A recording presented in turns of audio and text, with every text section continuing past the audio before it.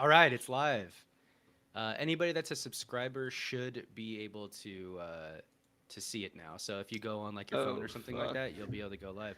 Let me Oh god, grab I the turned it on and now I'm hearing what you're saying and now oh god. mute it. So there's gonna be a delay, obviously too.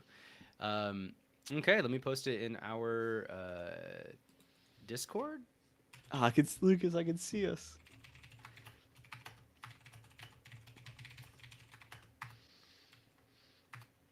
We should consider in the future doing like multi streams to like Twitch as well. Because I don't know if you know this, Lucas. I have like 86 followers on my Twitch. That'd be cool. We actually can Yeah. do that. We actually can do that. The link doesn't look that great in the Discord. What do you mean? It's like not a live link, if that makes sense, or like a. It's not like blue. You know what I'm saying? It's not clickable. Yeah, it's not clickable. Well, what are you gonna do about that? Let me try again.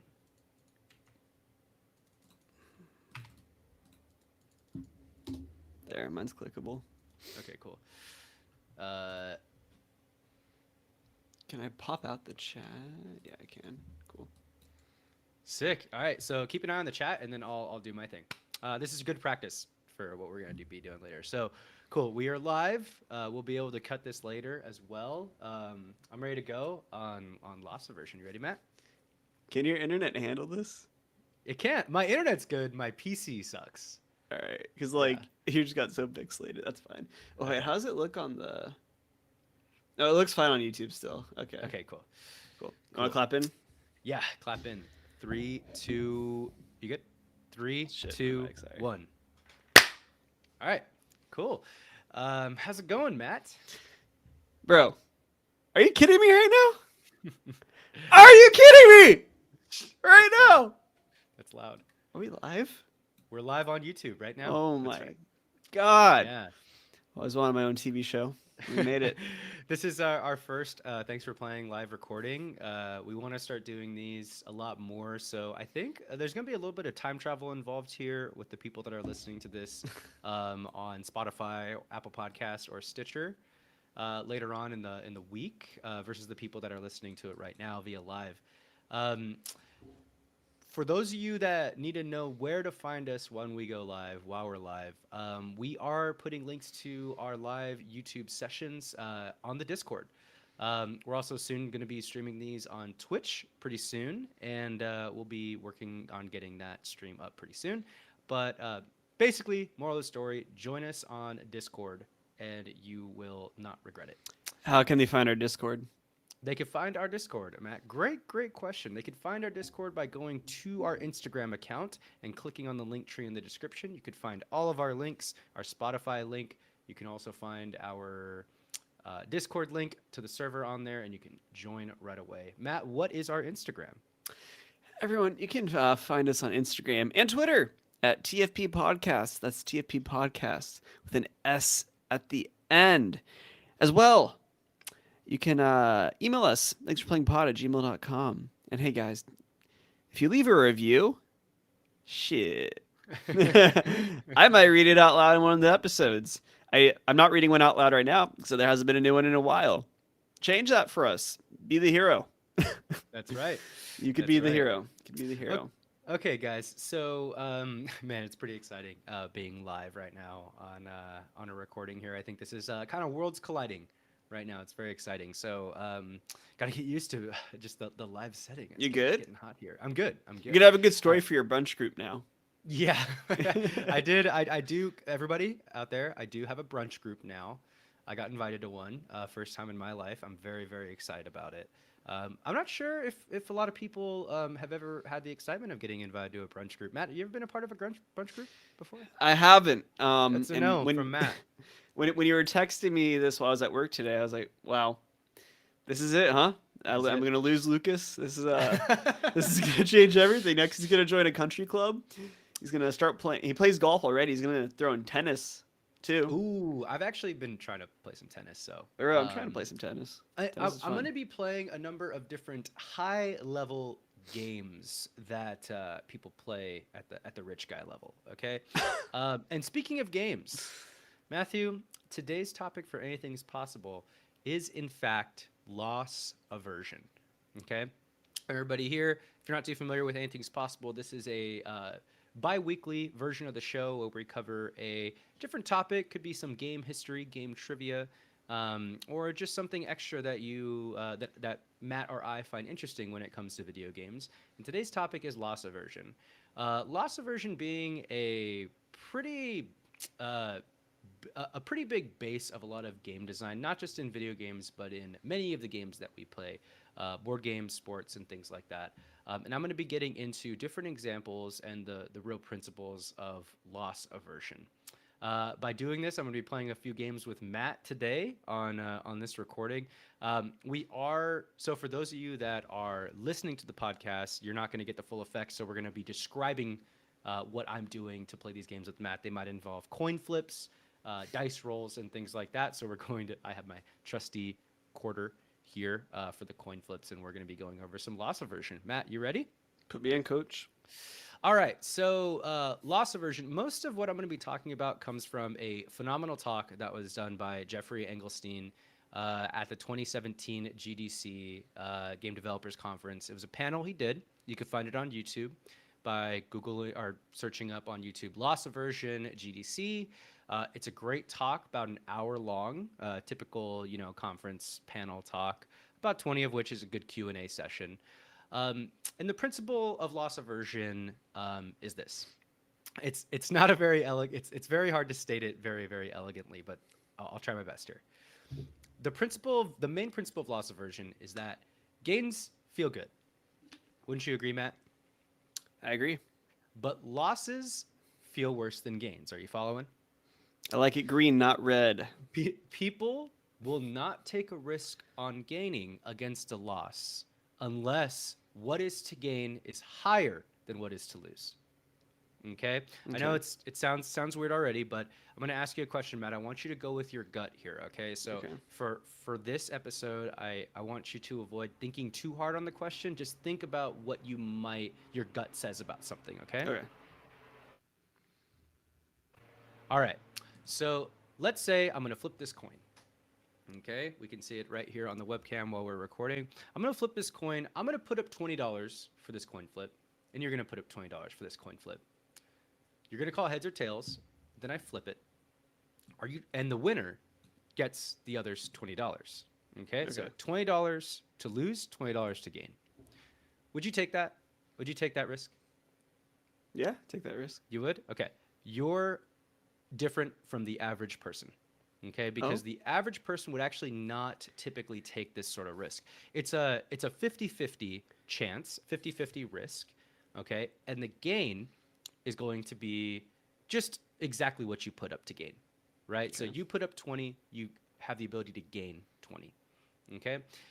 Most people are actually not going to take this gain unless it is at least double what they want to put up, okay? So for instance, if I'm gonna put up 20, you're gonna put up 20. You want to win 40 more, so you want to win a total of 60 in order to take this risk. Okay, that's the general understanding with loss aversion. Now, loss aversion is a deep psychological study. It's still being studied. There's numerous things that have come out, and many of these studies are actually only 20, 30 years old, which I find very, very interesting. There's basically 5 different components to loss aversion that I'm going to talk about on today's episode. Okay, so everybody keep in mind the $20 gain versus the $20 loss on a 50-50 game of chance. Okay, the first thing I'm going to do is talk about framing. Okay, now framing is something that's very, very interesting. Framing is done very frequently for us in video games, Matt. Have you ever heard of the concept of framing? Other than like framing a concept, no. Okay. So framing of within a video game is actually, or framing within a game is actually a manipulative tool in psychology that we can rely on a pretty consistent basis. Okay, so let's say you have a pool of 600 people, Matt. I'm going to give you choice A and choice B. Okay, you have a pool of 600 people. There's a horrible disease sweeping through these 600 people. It's a small population. Choice A save 200 of them. Okay. Choice B, 400 of them die. What you taking? Well, you got to do choice A, right? They're the same choice. Obviously. Yeah, On but paper. on paper, mathematically, they're the same exact result. 200 Yeah. people end up living. But in one case, the way I ask the question, the way I frame it, I'm asking you to save 200 people rather than the other, let 400 people die. See the Right. small, subtle difference there? So that's a really easy psychological trick in framing that we don't often think about when it comes to games.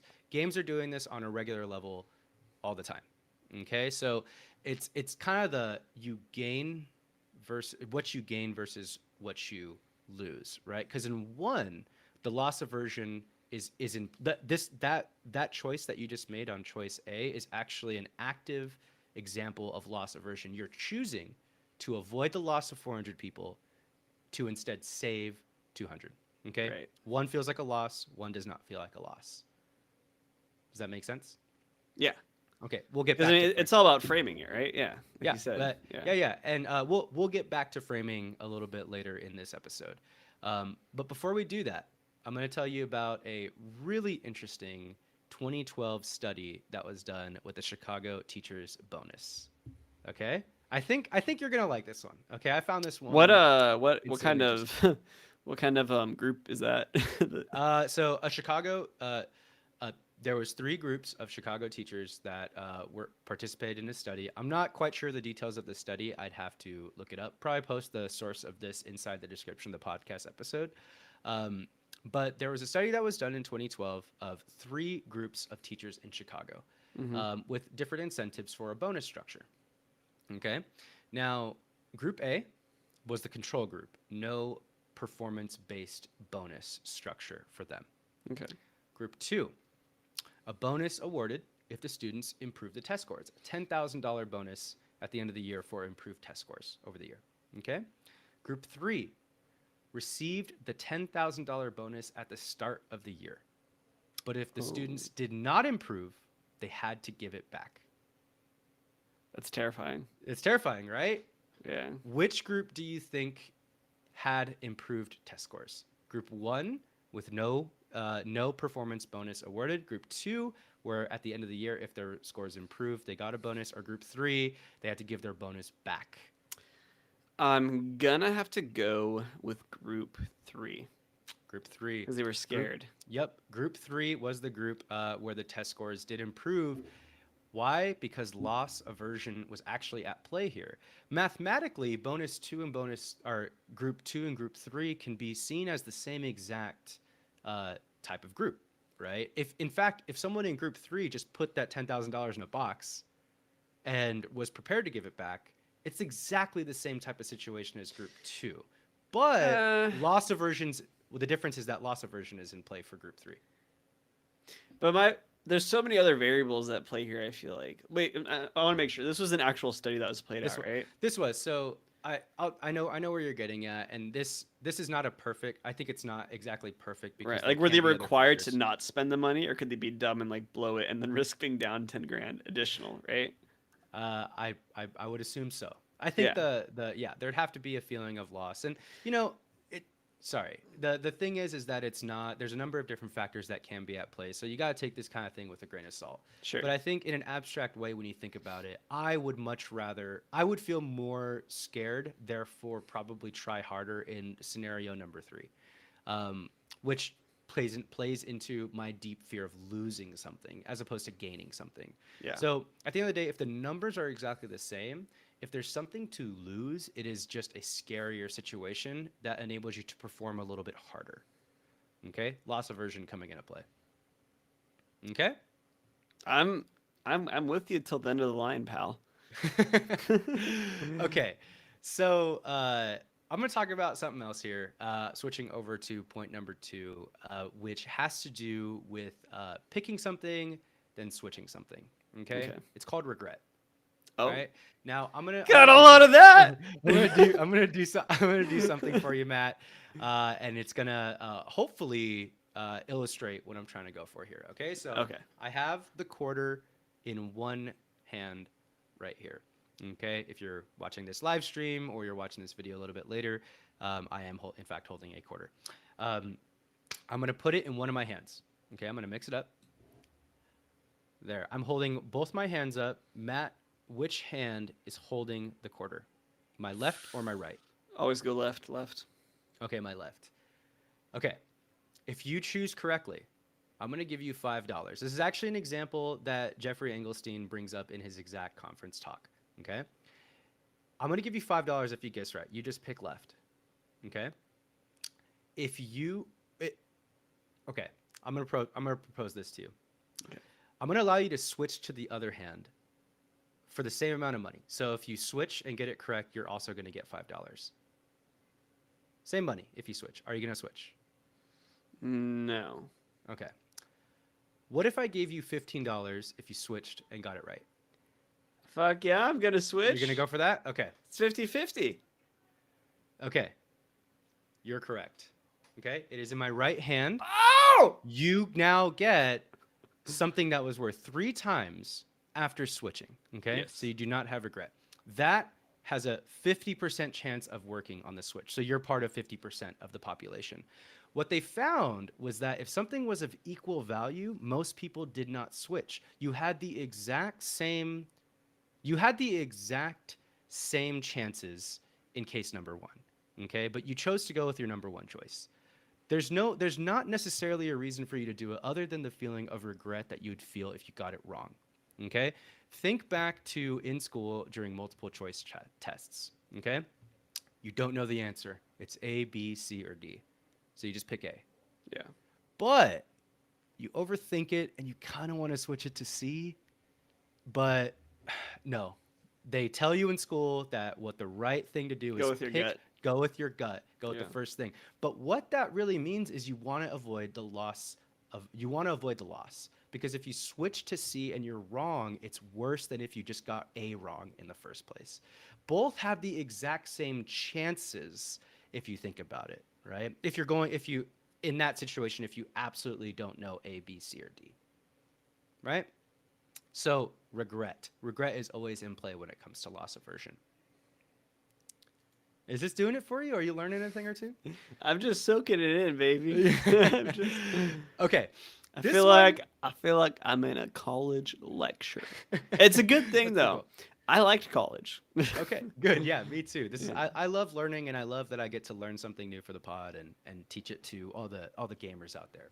Maybe even the gamers that are out there trying to design their own games. Take these principles with you. These principles are always at play with the games that we play. And what I want to hear about, how do we apply this theory to games?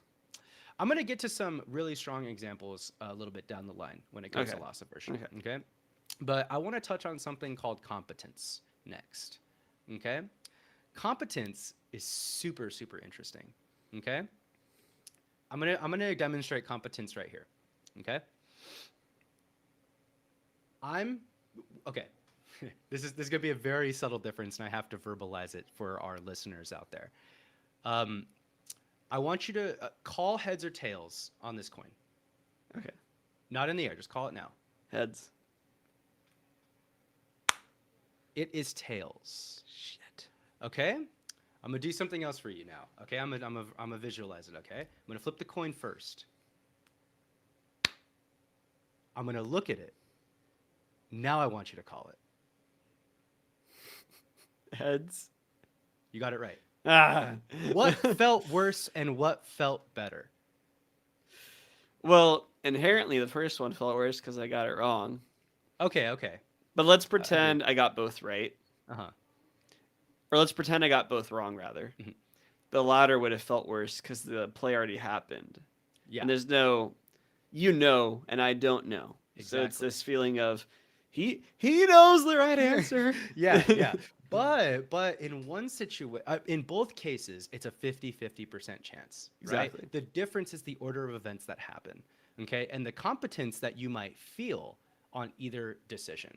Right. So just because I know if it's heads or tails doesn't necessarily make a difference on your choice. Right. Because it's still going to be a 50-50% chance.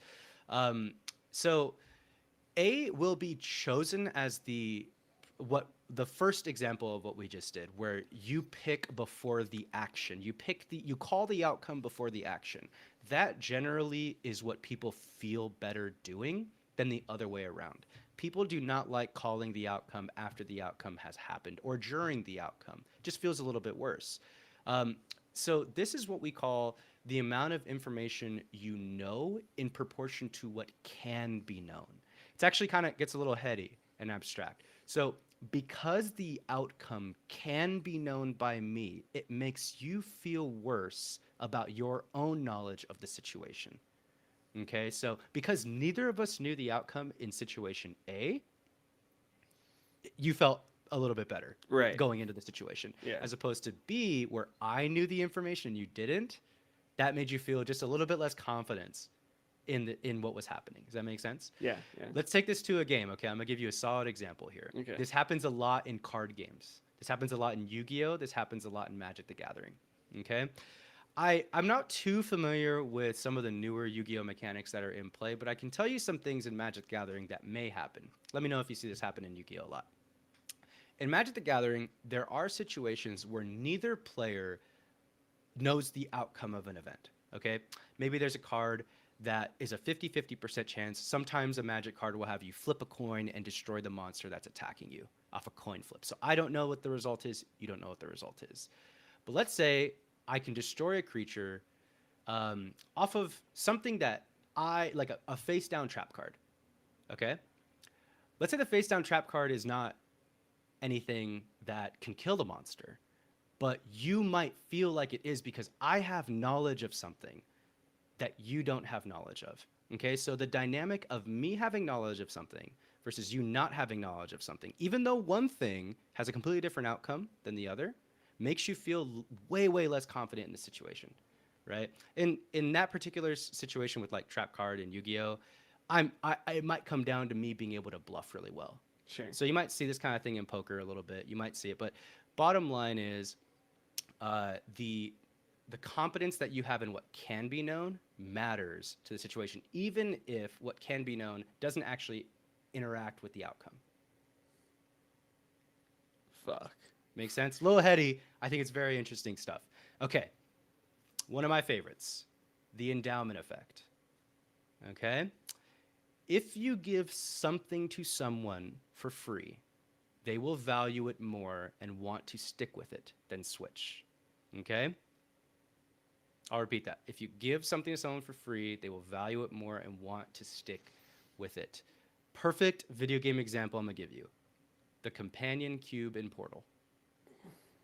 Yeah. Okay. So for those of you that have never played Portal, I can't imagine why you've never played Portal. Please go play it. It's on the podcast list. I can't believe we haven't done that yet. I can't believe we haven't done that either. So in Portal, this is gonna be a little spoiler alert for it. You're given a pet companion cube in one of the levels. It's one of the more advanced levels in the game. It's a little bit later. It's a long level where you have to use this cube. The cube is like covered in hearts. And GLaDOS, the robot... It's very endearing. It is very endearing, but it's just a cube. It's the exact same cube as every other cube that you use. But it just has some hearts on it. But it has some hearts on it. And it was given to you. It's given to you. And GLaDOS actually tells you, the evil robot that's making you go through all these experiments, GLaDOS actually tells you that this is your companion cube. You have to love it. You have to appreciate it and all this stuff. You bring it with you throughout the entire level. It's actually designed so that you have to keep bringing it along with you. Then at the very end, Matt, what happens to the companion cube? Doesn't it get tossed in an incinerator? You have to toss it in the incinerator. Right, yeah. Right? It's a psychological thing that happens because in order to get through the level, you actually have to incinerate the thing that was endowed to you. And it's one, because this cube has followed you and helped you get through the level, that you care about it. But there's no reason to really care about an inanimate object inside of a video game, which isn't even tangible or real. Right. But you care about it because it was given to you and you decided to care about it. Okay? Now, so this creates a weird psychological effect. In fact, I've heard stories of, some people play Portal and they genuinely have a hard time getting rid of the companion cube. Sometimes trying to find ways like, do I really have to get rid of the companion? Can I reach it through the wall? And I remember feeling that way when I first threw it in. I was like, do I really have to kill this cube? Come on. So This is a really, really powerful effect in video games. Think of every single sidekick you've ever had or any companion that joins you in like any Call of Duty campaign. You always actually feel a little bit bad when they die, even more so than when you die. Like I remember when the companions in Spec Ops were oh God, no, don't die. Right. Yeah, no, like I didn't care. I actually cared more if they died than if I died because they were given to me at the beginning of the game. This was my squad. Or I like in I Outer Worlds too, same thing where like not necessarily wasn't endowed upon you, but with your companions that like in a sense were endowed upon you by the game, very clearly put them in your path and you chose to keep them around, then Yep. you get these attachments to them. And then when Yep. I hear Pavarti screaming in the background, no, and I'm like, Yeah. ah, you No. know. Yeah. Exactly. So it actually happens quite a bit in games. The things that are given to us, we really grow a lot of attachment to. You don't want to lose these things. You don't want to lose Okay. them. Now this last one. Okay. This is another. This is the last principle of loss aversion that I want to talk about. It's called endowed progress. Okay. Endowed progress is super, super interesting. It's a very, very, it's a very manipulative psychological effect. Um, Now, Matt, I'm gonna give you an example here. Okay. You go to a car wash. Mm-hmm. You get a stamp card for the car wash.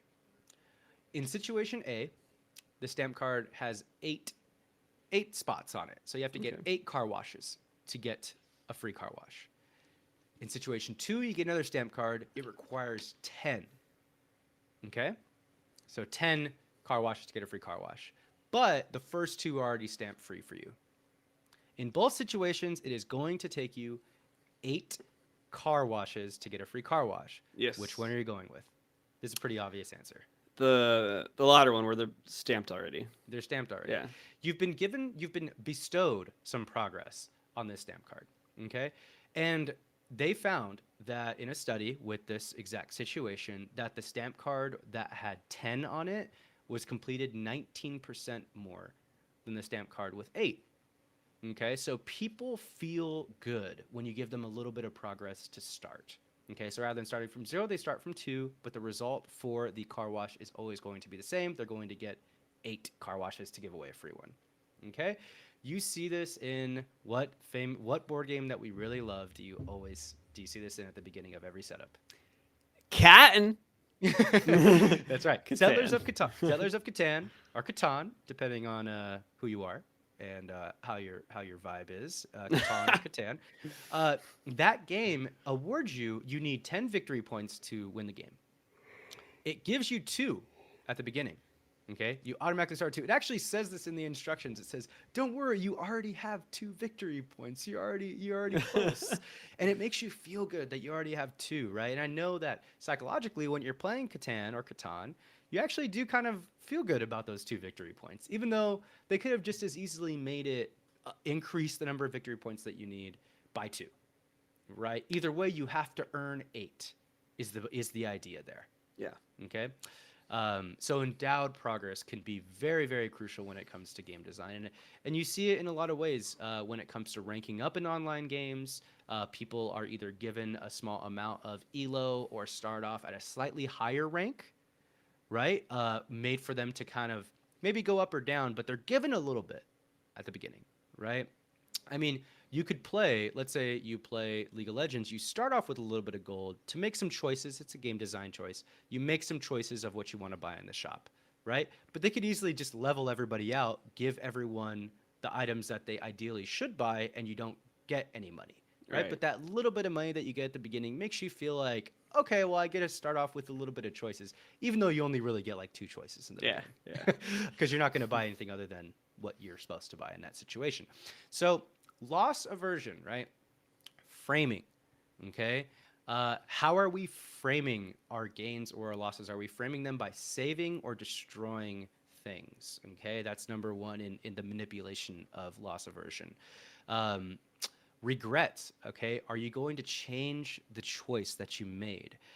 Because nobody likes the feeling of regret. So we avoid changing our choices. These are in large averages. We avoid changing our choices after we've made our initial choice. Competence.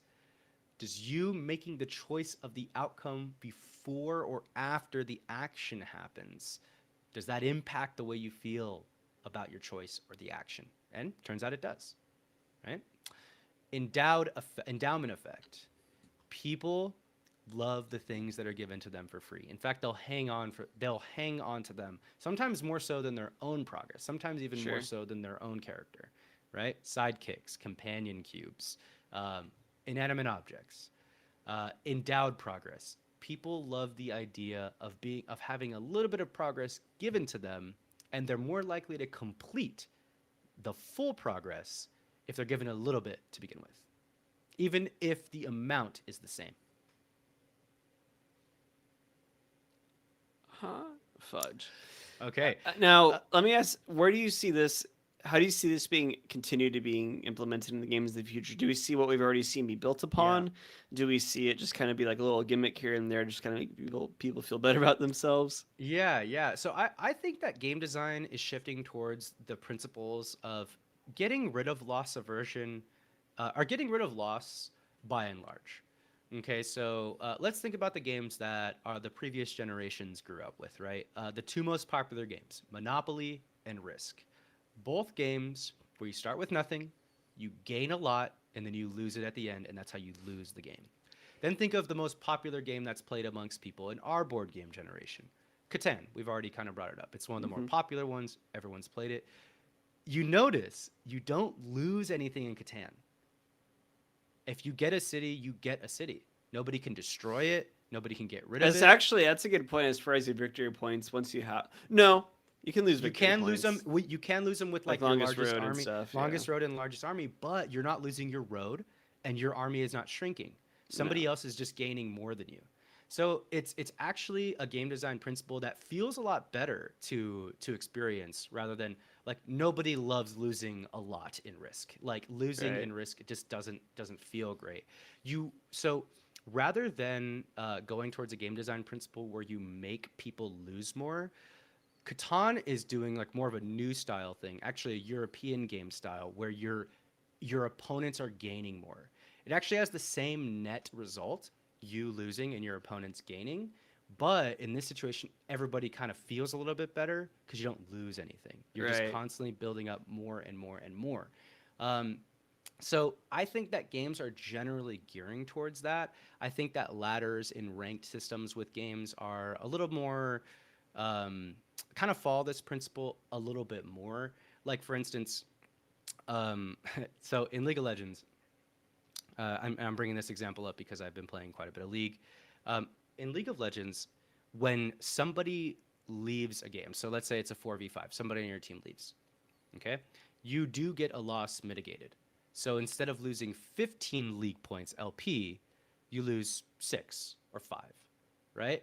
But what they do as a psychological trick when this happens is when you lose the game and you leave it, it'll show you 15 points, like you're going to lose this much, and then it'll go shoosh, loss mitigated, and then you'll lose 6. And you'll go, oh, thank God, I only lost 6. You say, so you go, so the game actually starts you visually at the point where you're going to lose a lot, Right. then you don't lose that much. Casinos do this, slot machines do this. Slot machines actually celebrate losses, but you put $1 in and you win 50 cents, but you won 50 cents. Right. So it Yeah. have the bells and whistles and stuff like that. So the loss just doesn't feel very bad. So these little tricks of framing are actually really, really pushing people along in the gaming space, I think. Well, the way you frame something is, I mean, it's all about perception, right? It's how you're looking at it, you know. But Yeah. through the right lens, you know, a loss can be turned into a victory, and even vice versa if something's framed poorly to you, or it's something that isn't being communicated well by the game, whether it's the game developer, whether it's the board game maker, the blackjack dealer at the Yeah. casino. Yeah. A win might actually feel like a loss, you know. Yeah. So understanding like how these these kind of casinos and stuff or whatever games are trying to frame things to you can kind of help you better understand the game you're playing too, and kind of like maybe not to sound like overly ambitious about it or like overly I don't know, like pompous, but like can kind of help you like see through the noise and the bullshit a little bit at times that Yeah. they're feeding you, right? Yeah. Exactly. So Yeah. Everybody out there, next time you're in a casino, just put $5 in the slot machine, and inevitably, a loss will actually be celebrated to make it not feel so bad. Mm-hmm. Okay, so you will bet $1 and you'll win 80 cents back. And the machine will blink and it'll be celebrated as a win, even though you lost 20 cents. So they're celebrating a loss for you, making you not feel as bad by framing it a little bit better. Which is just such an interesting psychological trick. I mean, I'm not saying that it's necessarily a good thing. It's not exactly healthy for people. It could feed into a lot of addictions. It actually can create addictive behavior with people, and kind of put people in that Skinner box mentality where they just like want another hit and another hit and another hit. Yeah. Slot machines are famously very good at that sort of thing. But I guess the point being that objectively, we have to look at these sorts of principles that are at the foundation of a lot of our games, and how they're actually advancing a lot of the gaming designs that have come about in the last few years. Find me a gamer that thinks that Catan or thinks that Monopoly is better than Catan. I mean, it just doesn't feel as good to play. And I think Right. that people like we're understanding that more and more in this generation. That's why those kinds of games are quite a bit more popular. Okay, and you're gonna start seeing a lot more games. You're gonna start seeing these get understood a little bit better. Where instead of people losing things, more players gain and build things. Mm-hmm. It's just a very interesting mechanic. Very interesting game Do design choices you that have been do coming you about. think that it has problematic complications for like how we approach life and kind of what we expect out of life and how we react to certain things? How we react Um, to an actual loss in real life? Do you think we're being conditioned too much to always expect to not necessarily be losing, but maybe someone else is just doing a little bit better? That's a really great principle. I don't. I mean, that's a really great thing to bring up, and I'm not sure, quite sure I have the answer to it right now.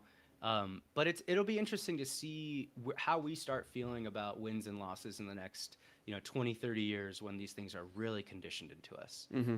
You know, um, it's yeah, it's Is interesting. it I mean, almost? It's almost kind of like the modern version of everyone gets a trophy. In my that's kind of how I'm viewing it in my mind yeah, right now. yeah. I think there's certain things that'll always have a type of like win loss Right? thing. Yeah. But I guess everything's framed up a little bit differently. Yeah. Yeah. Things are scored a little bit differently, and who knows how scoring or certain things will change over time. Uh, what would basketball be like if instead of when you make a 3-pointer, the other team just loses 3 points? Just going to So the same net negatives. result, same net result, Oh, right? yeah. Yeah, So that's you true make a three, actually. you Yeah. make a three, and now the other team just loses 3 points. That, I mean, has a lot of stat implications for one, but effectively within the game, it's the exact same result. Okay, a net gain of 3 points. One obviously just would never work. It just wouldn't fly, and it wouldn't fly because somebody losing points just doesn't feel good. Okay, we want the number to be high. Yeah. We don't want to feel loss. We want to feel a higher gain, even if it has the exact same end result. This is the interesting thing about how we frame up our games. I mean, our sports have been doing it for years. That's why they last so long. That's why they're so cool to watch and fun. So you may see video games start to pick up on that a little bit more, even more so moving forward. Yeah. Well, I'm excited for the future. I'm Me too. excited to be here and watch it. And now, for you, our live watchers and our listeners at home on your iOS or Android mobile devices, now you too can see through the malarkey that That's the right. big corporations running Catan are trying to push down you. Um, know your place, Wow. and I wouldn't go that far. I Listen, know. I just I want everybody out there to pay attention of the instances of these types of principles hitting you on a gaming basis. Yeah. Okay, so the next time you play a game, ask yourself, am I gaining something or am I losing something here? Okay, the net result might be the same, but one feels a little bit better to experience. Yes, definitely. Okay, Yeah. so that's loss aversion, everybody. That's all I got for today's Anything's Possible. Matt, do you want to tell the audience where they could email us? Maybe some more suggestions, maybe some really great instances of loss aversion in games? Everyone, as always, you can shoot us an email at thanksforplayingpod@gmail.com. Again, that is thanksforplayingpod@gmail.com. Shoot us an email with an example of loss aversion that you have seen, whether you're playing a board game, whether you're seeing it in a real life example, perhaps like a stamp card, or whether you're playing Cat, Catan, whatever it may be. Tell us when you experienced it, or shoot us a game suggestion or an anything's possible topic. We'd love to hear from you. And as always, Instagram, Twitter, TFP Podcast, TFP Podcast with an S at the end. And leave a review, subscribe, all that fun stuff. We're on Stitcher now. That's pretty cool. On So Stitcher. go click through all those episodes for us really quickly just to give us the downloads for our stats. And I think that's all we got today, everyone. Remember, anything's possible.